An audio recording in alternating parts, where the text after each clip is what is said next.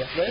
All right, now to the other side of the aisle. Hillary Clinton is dodging accusations she held private meetings with Clinton Foundation donors during her time as Secretary of State as an exchange for their donations. Her team blasting the Associated Press report, saying that half of her one-on-one meetings as Secretary of State were with foundation donors. Clinton says the investigation only looked at snippets of her calendar. The AP defending their story, saying the reporters looked at all available documents and have asked for more.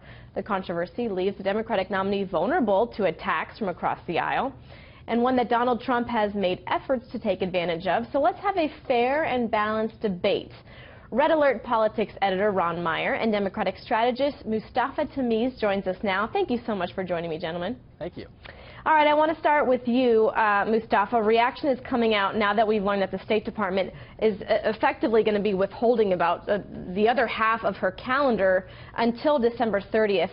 How does Hillary Clinton really dodge any criticism between now and November? Look, first, I think AP should be given 4 Pinocchios for their story. Anyone looking at that story beyond that first paragraph knows it was completely, false and misleading.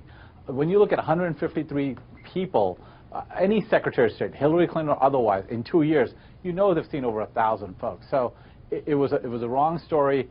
AP should be, ashamed of itself. I'm going to have let Ron react to this because you use the word false, you use the word misleading, but the AP has in there that 85 out of 154 meetings resulted in some type of donation to the Clinton Foundation. You're saying that that's not true, and then I want to get Ron's reaction. But here's the issue. Here's the problem, is that Hillary Clinton and Mustafa are saying that there's smoke and no fire, that out of these, you're seeing a lot of meetings where a lot of donors showed up at the State Department. I don't care what the percentage is. It happened.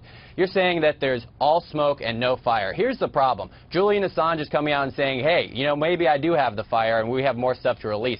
The judge just ordered the State Department to release 15,000 more emails. And so maybe the fire does exist, and it's going to be a problem for Hillary Clinton, and it's creating a bigger problem because of the fallout from it, especially with a key part of the Democrat base. Millennials. We run a millennial polling average. Right now, she's around 40%. You have to remember, President Obama got 60%. You get into the data, it's because they think she's dishonest. This backs up that point, that people think she's dishonest, that she did things in the State Department for her own personal gain. Name me somebody in Congress who has a personal charity that people donate to. You donate to campaigns, that's one thing, but a personal private charity is something totally different. It backs up this view that she's corrupt, that she's dishonest, and that's why, that's why she's not running away with this election. That's why it's still very close, and Donald Trump has a chance if he plays error-free baseball. Okay, Mustafa, I want you to respond to that. Look, one, she's a double-digit lead, so she's very far away from Donald Trump.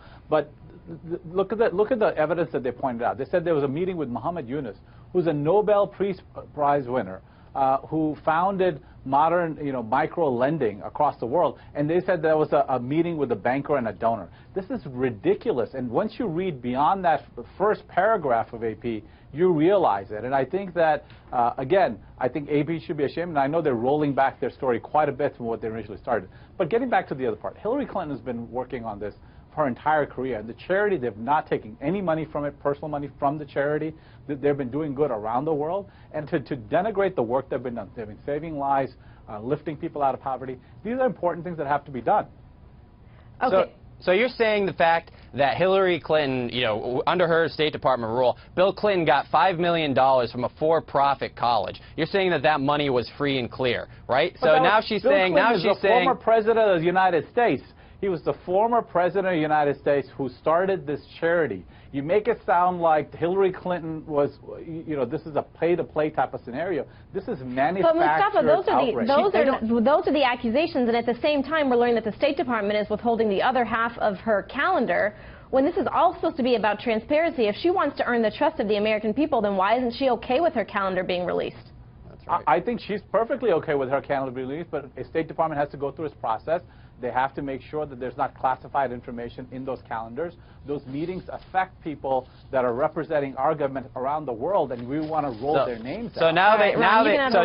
So now they care about classified information in Hillary Clinton. Now they do, right? Nothing mattered when she had her own private email server, but now they're coming to make sure. And we say, and hold on, as soon as possible. Okay, Ron, you can have the last word, and then we have to wrap it up. Thank you. Okay, this is why Jason Chaffetz is saying when he's getting documents from the State Department, most of the stuff's been redacted. Stuff from the FBI has been redacted.